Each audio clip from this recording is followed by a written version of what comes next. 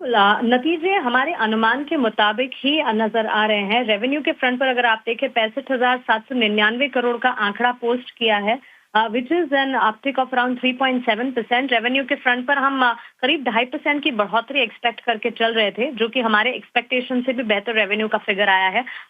EBIT की बात करें 6.8% का अपसर्ज वहां पर देखने को मिला है। मार्जिन के फ्रंट पर 25% हम अनुमान लगाकर चल रहे थे, एग्जैक्टली हमारे अनुमान के मुताबिक 25% पर मार्जिन का फिगर आया है।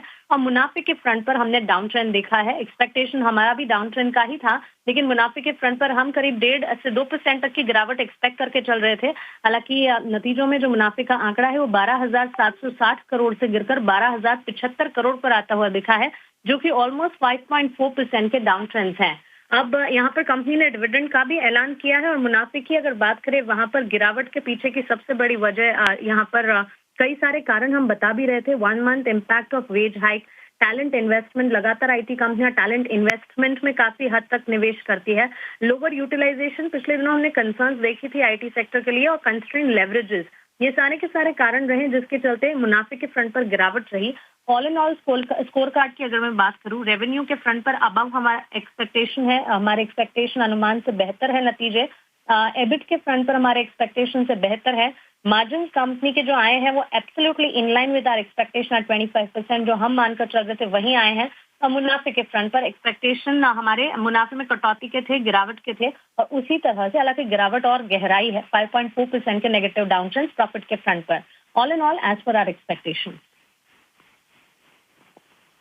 जी बिल्कुल मानसी, मिले जुले नतीजे हमें टीसीएस के देखने को मिले हैं,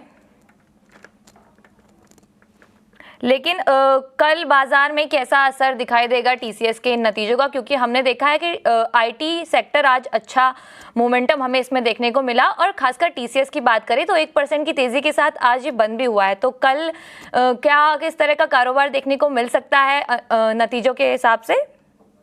बिल्कुल सही कहा आपने। इनफैक्ट टीसीएस ही नहीं है, लार्जर आईटी प्लेयर्स और मिड कैप आईटी प्लेयर्स में पिछले 2-3 सेशन से हमने एक अच्छा खासा कमबैक देखा है। सवाल बड़ा यही था कि क्वार्टरली नंबर से एक्सपेक्टेशन कोई खास बड़े अच्छे नंबर्स की नहीं है, म्यूटेड नंबर्स की एक्सपेक्टेशन है।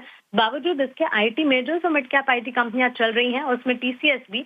और ताजा कंपनी के मैनेजमेंट की तरफ से जो बयान आया है, कंपनी के चीफ एग्जीक्यूटिव ऑफिसर और मैनेजिंग डायरेक्टर केश कृतिवत्सन का जो बयान है, उनका ये कहना है कि we are on a journey to become the world's largest AI led technology service company.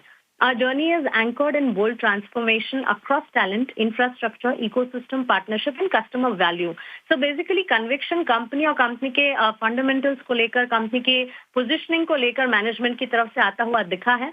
और इन्वेस्टमेंट की बात करते हुए उन्होंने कहा है कि world class AI infrastructure business demonstrate और क्रिएट करने की कोशिश लगातार कंपनी कर रही है, और इस ट्रांसफॉर्मेशन को लेकर लगातार कंपनी कमिटेड है। ऑल इन ऑल कल के सत्र में देखना होगा, उम्मीद हम यही लगाकर चल रहे हैं, बिकॉज नतीजे रेवेन्यू के फ्रंट पर और मार्जिन के फ्रंट पर इन लाइन है। मुनाफे के आंकड़े को अगर छोड़ दीजिएगा तो कल भी टीसीएस बाजार खुलने के साथ साथ एक मोमेंटम के साथ